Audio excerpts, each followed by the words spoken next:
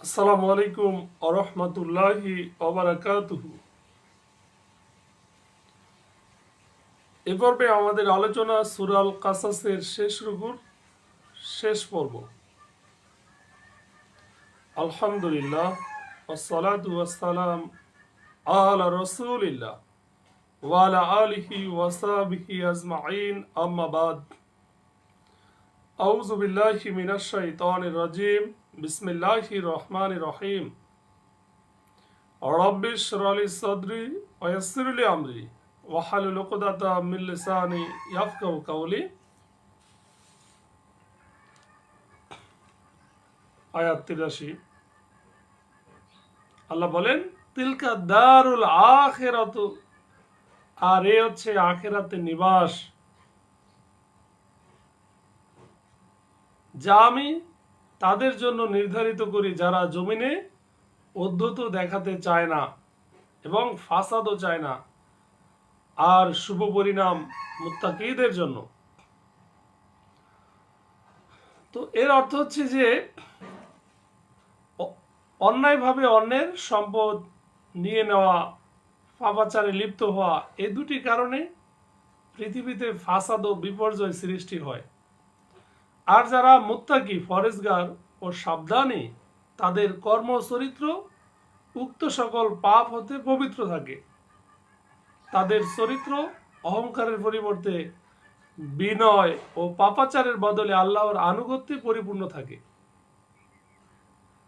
আর আখেরাতের ঘর অর্থাৎ জান্নাত ও শুভ পরিণাম তাদেরই ভাগ্য জোটে।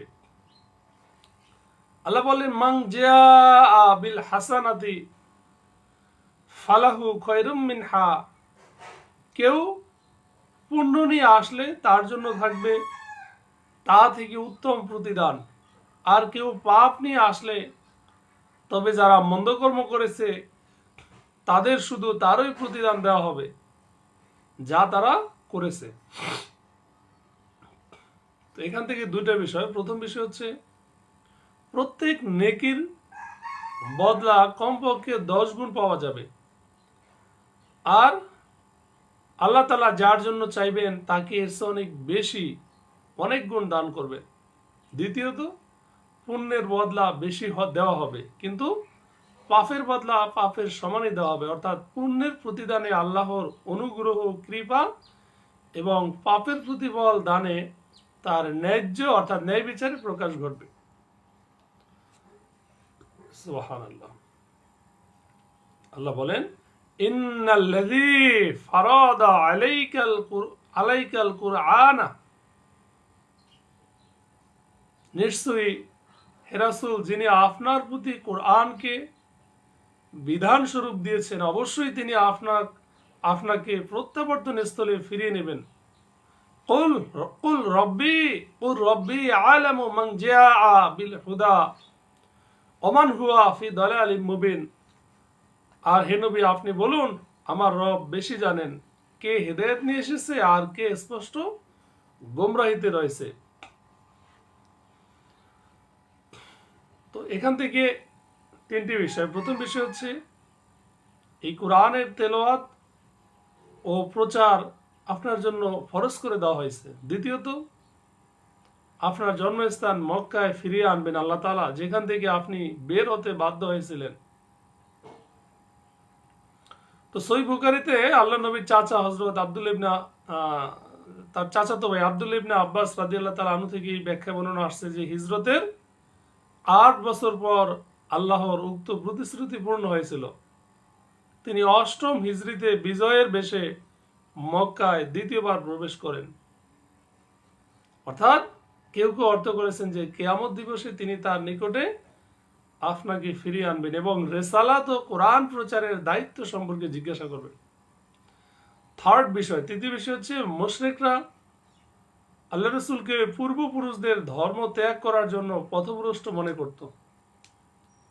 তারই উত্তর এই বাক্যে দেওয়া হয়েছে। বলা হচ্ছে যে, আপনার রব ভালো করে জানেন যে কে পথভ্রষ্ট, আর আল্লাহর নিকট হতে সুপথ নিয়ে এসেছে কে, তোমরা নাকি আমি। অর্থাৎ আল্লাহ রাসূল বলেছেন, আর যারা আল্লাহ প্রদত্ত সুপথ গ্রহণ করো না, তাদের পরিণাম কি হবে সেটাও এখানে বলা হয়েছে।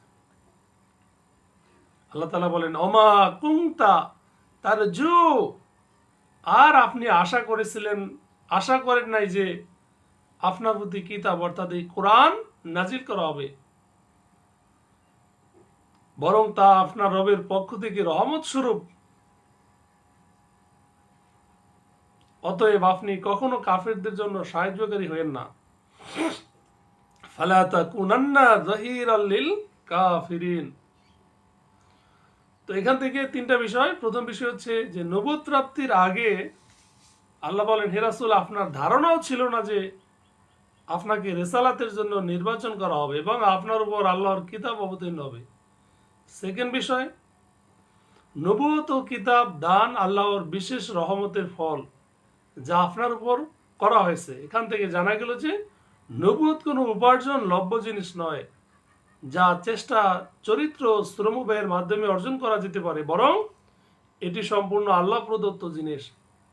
আল্লাহ তাআলা নিজের বান্দাদের মধ্য হতে যাকে চেয়েছেন তাকে নবুয়ত ও রিসালাত দ্বারা সম্মানিত করেছেন। পরিশেষে আল্লাহ রাসূলকে উক্ত ধারার শেষ নবী ঘোষণা করে নবুয়তের দ্বার চিরকালের জন্য বন্ধ করে দিয়েছেন। তৃতীয় বিষয় হচ্ছে, এখন এই নিয়ামত ও ইলাহি অনুগ্রহের কৃতজ্ঞতা এইভাবে আদায় করুন যে কাফেরদের সাহায্য করবে না এবং তাদের পক্ষ অবলম্বন করবেন না। আয়াত 87 আল্লাহ বলেন ওয়ালা ইউসুদ্দুন্নাকা আন আয়াতিল্লাহ, আর আল্লাহর আয়াতসমূহ আপনার প্রতি নাজিল হওয়ার পর তারা যেন আপনাকে তা থেকে বিরত রাখতে না পারে।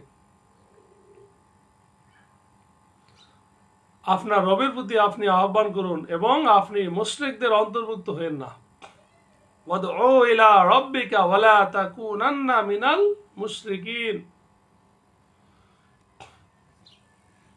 অর্থাৎ কাফেরদের কথাবার্তা, তাদের অত্যাচার, উৎপীড়ন, দাওয়াত ও তাবলীগের রাস্তায় তাদের বাধা দান যেন আপনাকে কোরআন পাঠ ও তার বাণী প্রচারের পথে বাধা সৃষ্টি না করে, বরং আপনি পরিপূর্ণ একাগ্রতা ও একনিষ্ঠতার সাথে কাজ করে যান। আয়াত 88 আল্লাহ বলেন ওয়ালা তাদউ মা'আল্লাহি ইলাহান আখার, আল্লাহর সাথে অন্য কোনো ইলাহকে ডেকো না, তিনি ছাড়া সত্য কোনো ইলাহ নেই। তার চেহারা অর্থাৎ সত্তা ছাড়া সবকিছুই ধ্বংসশীল, সিদ্ধান্ত তারই এবং তার কাছেই তোমাদেরকে ফিরিয়ে নেওয়া হবে। তার মানে হচ্ছে এখানে আল্লাহর স্পষ্ট বার্তা, অন্য কারো ইবাদত করো না, না দোয়ার মাধ্যমে, না নজর মানতের মাধ্যমে, আর না কুরবানির মাধ্যমে, কারণ এগুলি ইবাদত বলে গণ্য যা কেবলমাত্র এক আল্লাহর জন্যই নির্দিষ্ট। আল্লাহ তাআলা ছাড়া অন্যের ইবাদত করাকে কোরআনের ভাষায় আহ্বান করা বলা হয়েছে। আল্লাহ তাআলা আমাদের সঠিক বুঝ দান করুক। আমিন। আখির দাওয়ানা আনিল হামদুলিল্লাহি রাব্বিল আলামিন। আসসালামু আলাইকুম ওয়া রাহমাতুল্লাহি ওয়া বারাকাতুহু।